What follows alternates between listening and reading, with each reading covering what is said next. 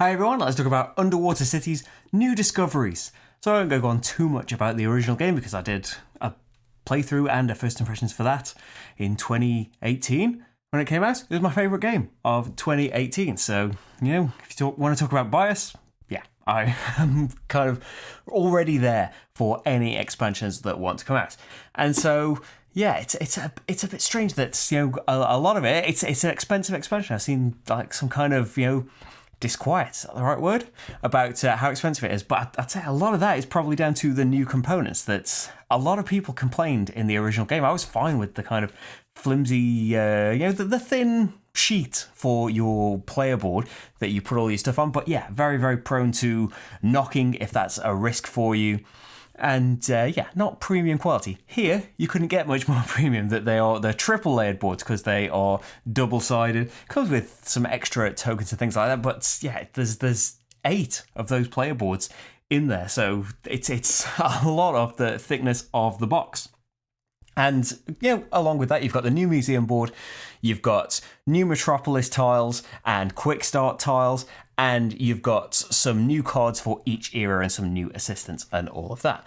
And so it's got some new ways to play the game. It's got a nice kind of race for the Metropolis tiles, which I like. Instead of just being dealt some, and you can have a choice in this now. That's the next option. You can have them all out there, and the first person to reach that particular milestone on their board gets to pick the tile from the main board and gets first pick out of them. So it can make it, especially if there's something there that fits in perfectly with some of the end game cards or the strategy that you were going for, then it can add a lot more tension to the race for those.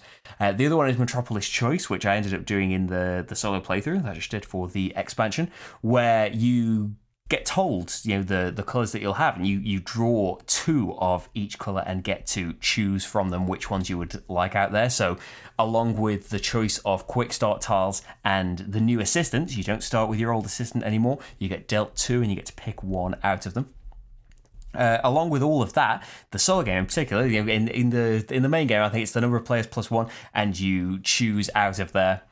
But yeah, in the solo game, you get the choice of all of these things. You get 2 of each Metropolis tile, you get 2 of each of the assistants, and you get 2 quick start tiles to kind of formulate a plan, as well as all the stuff that you can see and the cards that you're going to get dealt, to try and work out some way around all of this.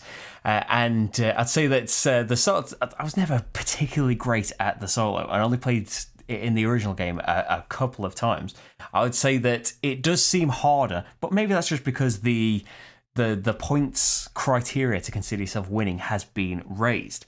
I think that it is, it's playing through the game as normal and beating your own high score, and having some kind of, you can see which spaces are blocked off, and that's just going to rotate clockwise. You can know what isn't going to be available and what is pressing for you to do right now, and that might mess up your plans. You need to weigh up how important these things are, and then if you don't go up the Federation track at all, you're going to get an extra space blocked off, which could be anything. And that's where it kind of pulls you into, maybe I should be going up the Federation track because it's not the ideal thing to do. But anything that is, especially towards the end of the game, anything, the most vital, you might be 1 city short of your target. And if you don't build it there, then that is going to get blocked off and could be disastrous for you.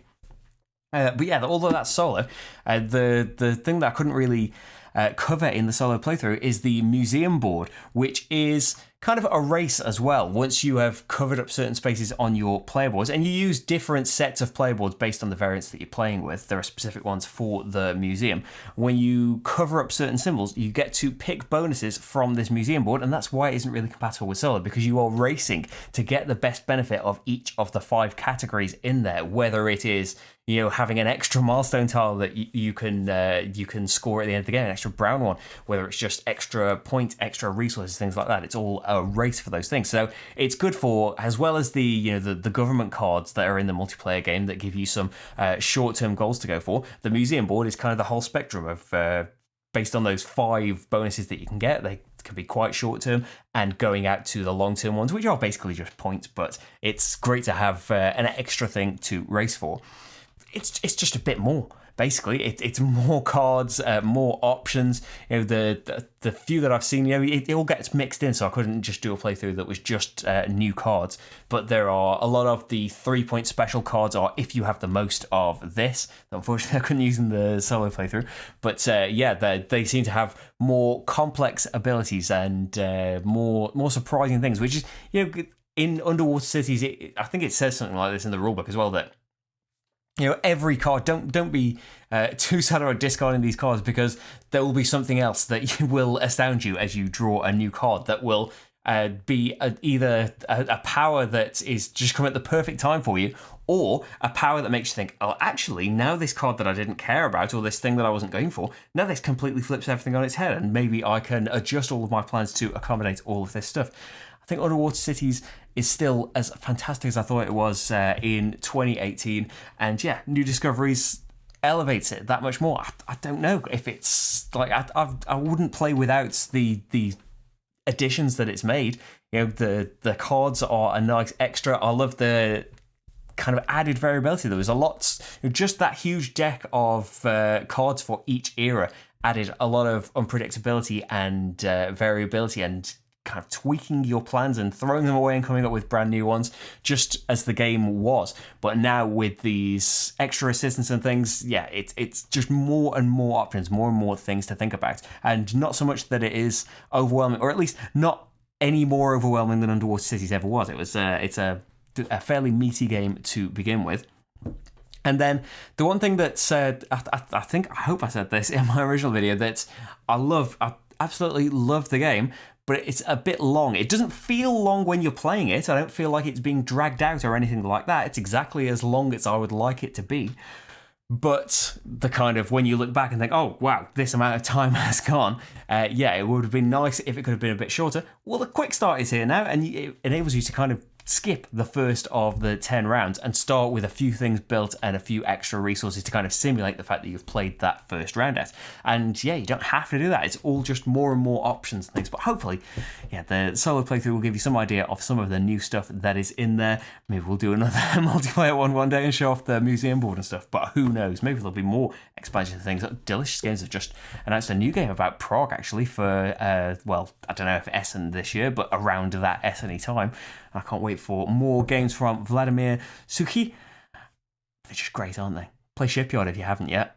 Underwater Cities, of course. But watch the videos for all of his games that I've made. Maybe I'll make one for Last Will one day. It'll win a vote one day. Last Will's brilliant. I'm just rambling now. Thank you for watching, everyone, and I'll see you for the next game. Bye.